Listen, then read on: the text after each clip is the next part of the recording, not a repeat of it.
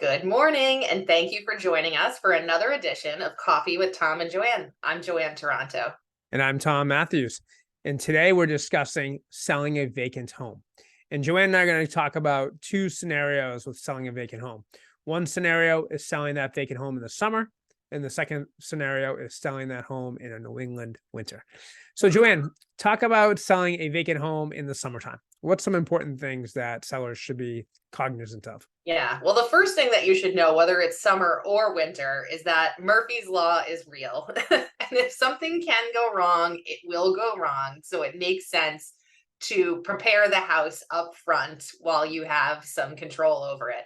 So in the summertime, it's really important when you're selling a vacant home that you keep the home comfortable because when people are coming out to look at a property, you want the grass to be mowed, you want the bushes to be trimmed up, you want the air conditioning to be on if there is air conditioning. If there's not air conditioning, at least, opening the windows to get some airflow, and keeping the property smelling good is a really important piece to the puzzle because even when the house is vacant, you want to make sure that it feels nice when people walk in, and you know what that feeling is, that tangible, oh, I could see myself living here, my sectional would fit in this living room.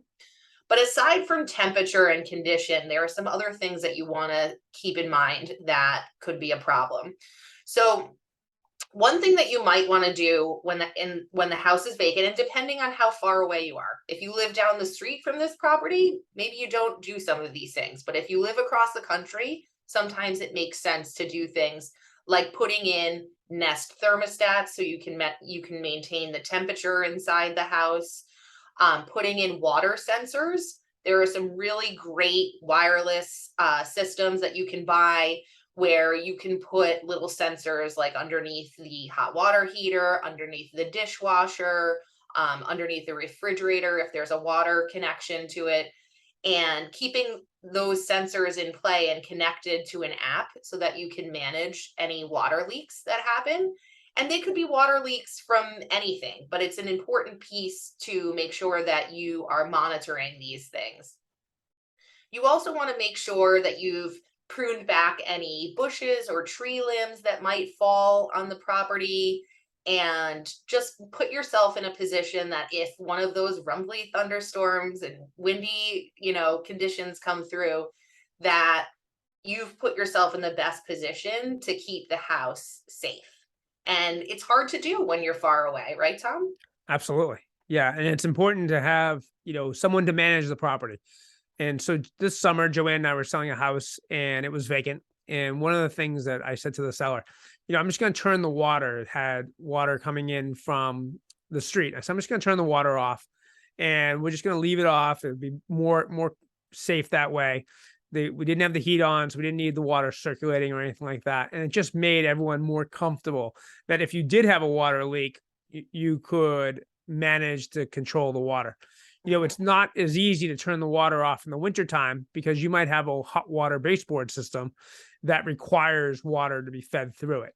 Mhm. So in the wintertime, it's really important to keep that heat up high. Because one of the things that Joanne and I run into is that people are like, well, I'm selling a vacant house. I don't want to be paying for For heat. heat. But, Joanne and I were like, well, I'd rather you pay for heat for, 90 days than have a pipe break and be paying for that for the next, 9 years. And I 'Cause also think when you keep the temperature warm in the winter, there's two things that you benefit from. One is that again, you're making the conditions inside the home really comfortable. So if it's really, really cold out and people come in to see the home, they come in and they don't need to keep their hat and mittens on and their jackets on. They can unzip their jackets and get comfortable in the house. So there's that piece of things.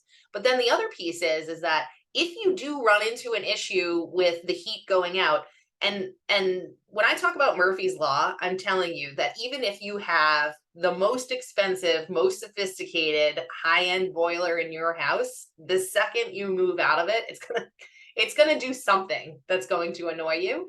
So you should probably keep the temperature up at a living at at a good temperature that you would live with, because then if the heat goes out, it buys you time, right. right? So if that Nest thermostat tells you that it's calling for heat and the heat is not coming up, it's going to send you a notification.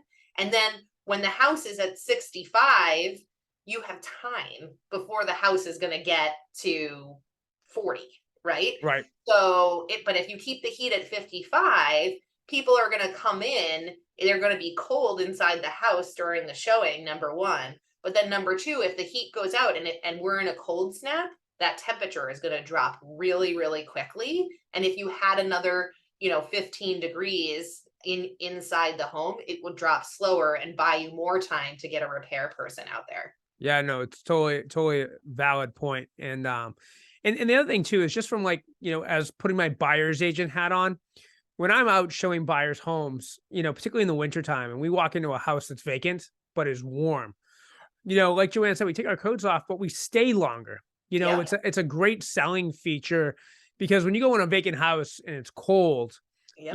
and the house is colder, sometimes colder than it is outside, you fly through it. And sometimes like sometimes those homes won't sell as fast because they don't feel like people are buying a place to raise their family or whatever. And they want to feel comfortable and they need to be in the space. And so I think it's just really important to be mindful of that when you're selling a home that's vacant. So the other things that's important when a home is vacant, particularly in the wintertime, you got to make sure you have someone who's going to be there to plow the driveway. Yep. Who is going to shovel the walkway, Yep. sand and ice that walkway. You got to have someone who's going to be checking in on the property, whether you pay your broker a fee to do that or whatnot.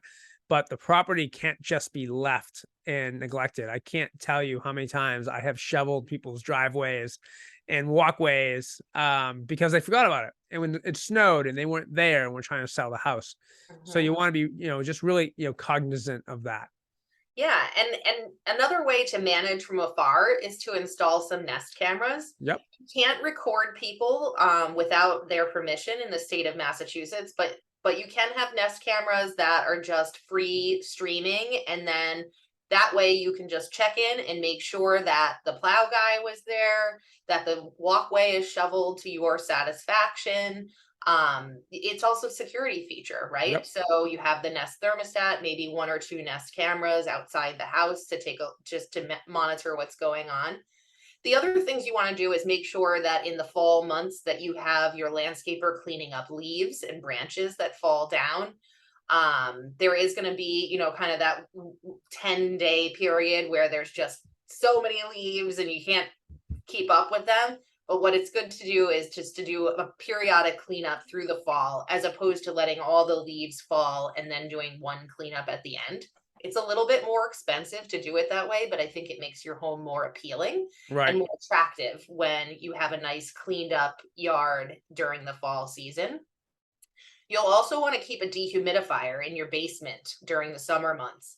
Even the driest basements do capture some humidity. And when the home is not being used and you're not opening and closing doors and windows and moving about and using, different exhaust fans and so forth, you can build up some humidity inside the house. And it's a good idea to just keep a dehumidifier going so that you can control the level of humidity inside the home.